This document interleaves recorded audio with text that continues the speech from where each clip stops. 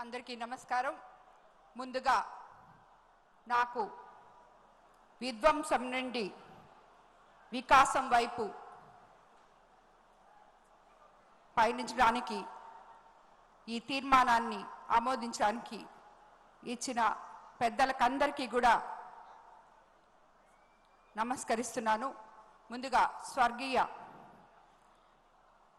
NT Ramarao గారి 102వ జన్మదిన శుభోత్సవం సందర్భంగా ఆయన పాదాభివందనాలు చేస్తున్నాను. అదేవిధంగా స్వర్గీయ ఎన్టీఆర్ సినిమాలు పేరు ప్రఖ్యాతులు చూస్తూ పెరిగాం. చంద్రబాబు గారి ఇమేజ్ చూసాం, విన్నాం. చంద్రబాబు గారి విజన్ చూసి మేము ఎంచుకున్న వ్యాపార రంగంలో కూడా ఆధునికత, అప్డేట్ మెషిన్స్తో వరల్డ్ వైడ్ విస్తరించాం.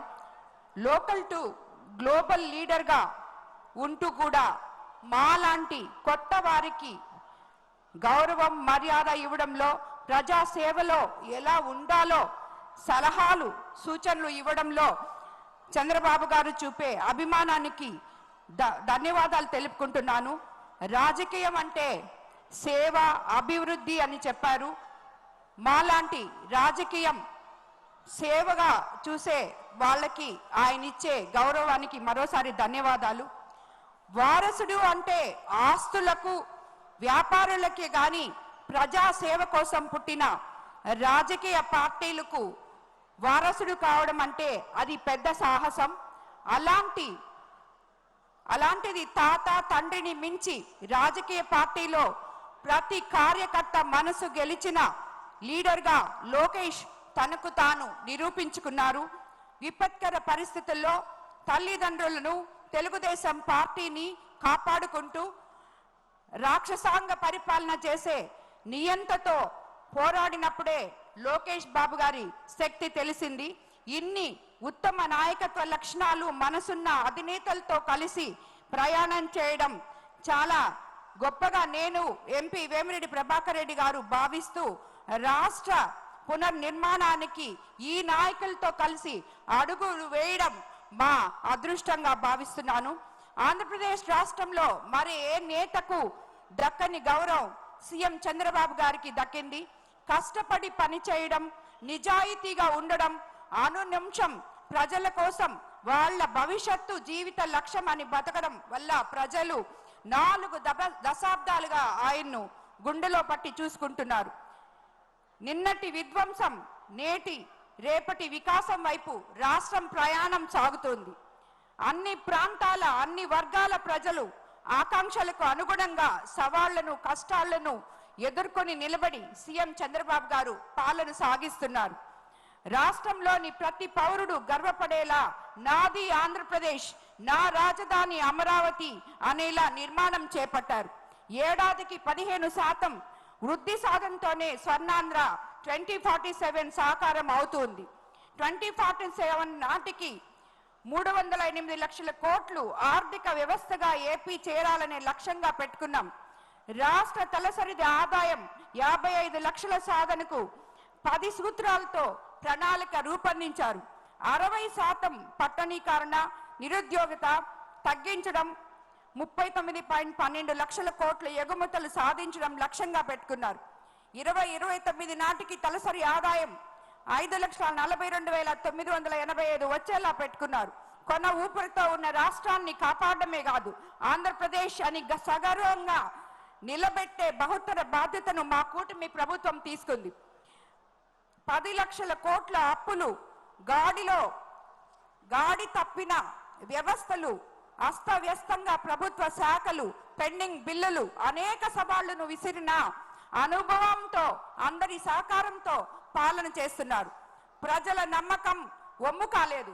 5 నెలల్లోనే ప్రజల కోసం ప్రభుత్వం అనేక అడుగులు వేసింది. అందుకే ప్రజల్లో ఒక నమ్మకం, సంతృప్తి, సంతోషం, భద్రత కనిపిస్తుంది. ఎన్నికల హామీలకు అత్యధిక ప్రాధాన్యత ఇచ్చాం. తద్వారా ప్రజల్లో ఒక పాజిటివ్ చర్చను తీసుకురాగలిగాం. ప్రజలు కూడా అర్థం చేసుకునేలా అండగా నిలిచారు. పేదల సేవలో అనే కాన్సెప్ట్తో పాలన చేస్తున్నాం. దానితో భాగంగానే ప్రజల జీవన ప్రమాణాలు మార్చే పథకాలు ఎన్నో అమల్లోకి తీసుకొచ్చాం. 2014లో 16,000 కోట్ల రెవెన్యూ లోటును పాలన ప్రారంభించిన 120కి పైగా సంక్షేమ పథకాలు కార్యక్రమాలు అమలు చేశాం.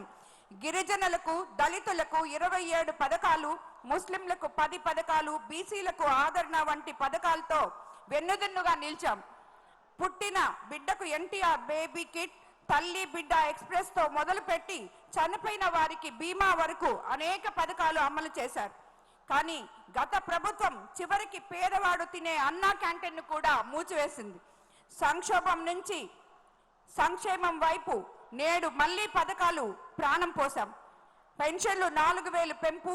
దేశంలో అత్యధిక పెన్షన్లు ఇచ్చే రాష్ట్రం మనదే. ఎక్కువ అప్పులు, తక్కువ ఆదాయం ఉన్న రాష్ట్రంతో దేశంలోనే ఎక్కువ పెన్షన్లు ఇస్తున్నాం. అధికారం చేపట్టిన మొదటి నెల నుంచే 64 లక్షల మందికి ఇంటి వద్దే పెన్షన్ ఇవ్వగలుగుతున్నాం. దేశ చరిత్రలోనే లేని విధంగా అనారోగ్యంతో ఉన్న వారికి 10,000 రూపాయలు, 15,000 రూపాయలు పెన్షన్ ఇస్తున్నాం. పేదల కోసం నేటికి 198 చోట్ల అన్నా క్యాంటీన్లు ప్రారంభించాం. 5 రూపాయలకే కడుపు నిండా పేదలు భోజనం చేసేటట్టు చూసుకుంటున్నాం. పేదల జీవన ప్రమాణం పెంచడంలో ఇదో ముఖ్యమైన పథకం. సూపర్ 6 పథకాలు నాంది. ఆడబిడ్డలకు సాయంగా దీపం 2 కింద ఏడాదికి 2,684 కోట్లతో 3 ఉచిత గ్యాస్ సిలిండర్ల పథకం. చెత్త పన్ను రద్దు చేశాం. గత ప్రభుత్వం పన్ను వేసింది కానీ 83 లక్షల టన్నుల చెత్త ఎత్తనే లేదు.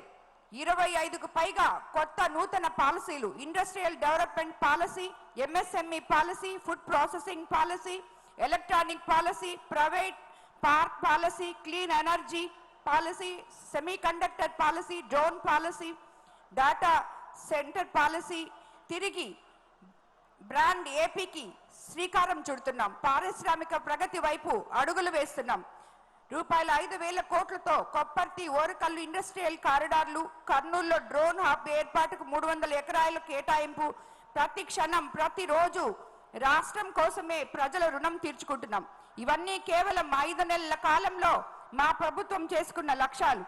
అన్నీ చేస్తాం, రాత్రికి రాత్రే అద్భుతాలు సృష్టిస్తామని చెప్పడం లేదు. కానీ ప్రతి ఒక్కటి మనం ప్రజలకి ఎలక్షన్ టైంలో ఏమైతే హామీలు ఇచ్చామో అవన్నీ ఇవ్వడానికి మన ముఖ్యమంత్రి చంద్రబాబు నాయుడు గారు, నారా లోకేష్ బాబు గారు ఇద్దరు కలిసి ఎన్నో ప్రయాసాలకు ఓర్చి పేదవాడి గుండె చప్పుడు వింటూ ఎన్నో మహోన్నత కార్యక్రమాలు ముందుకు తీసుకెళ్తున్నారు. అన్నిటికన్నా ముఖ్యంగా పేదవారి కోసం ప్రతిరోజు ఇక్కడ ఉన్న ఏ నాయకుడైనా మనకందరికీ దిశానిర్దేశం చేస్తే దాని విధంగా అట్టడుగున ఉన్న బలహీన వర్గాలకి, కార్యకర్తలకి ఎలా అండగా ఉంటారో మనకి ఆ విధంగా మనల్ని ప్రతి నెల 1వ తేదీ పెన్షన్ ఇవ్వడానికి ప్రజల్లోకి పంపించి వారి కష్టాల కోసం వాళ్ళకి ఎటువంటి ప్రాబ్లం ఉన్నా అక్కడికక్కడే తీర్చే విధంగా మనకి ప్రజలకి దగ్గర చేస్తున్నారు. అదే విధంగా గ్రీవెన్స్ డేలు పెట్టి నిత్యము వారానికి 1 రోజు ప్రజల్లో ఉండాలని నాయకుల్ని కోరుకుంటున్నారు. ఇలాంటి నాయకులతో కలిసి మనం పనిచేయడం వల్ల అట్టడుగు బలహీన వర్గాలకి, కార్యకర్తలకి అందరికీ కూడా న్యాయం జరుగుతుంది. ఇలాంటి వాళ్ళు మనకి రాబోయే రోజుల్లో తప్పకుండా ఎటువంటి క్లిష్ట పరిస్థితుల్లో మన రాష్ట్రం ఉన్నా కూడా మనం అభివృద్ధి ప్రదం వైపు ఎల్లగనమలి ఇలాంటి నాయకుల ద్వారా మనం అందరము దీని మూలంగా తెలియజేసుకుంటున్నాను. మరోసారి నాకు ఈ ప్రతిపాదనని బలపరిచినందుకు ఇచ్చిన అవకాశాన్ని ఇచ్చిన అందరికీ కూడా ధన్యవాదాలు తెలుపుకుంటూ నమస్కారం.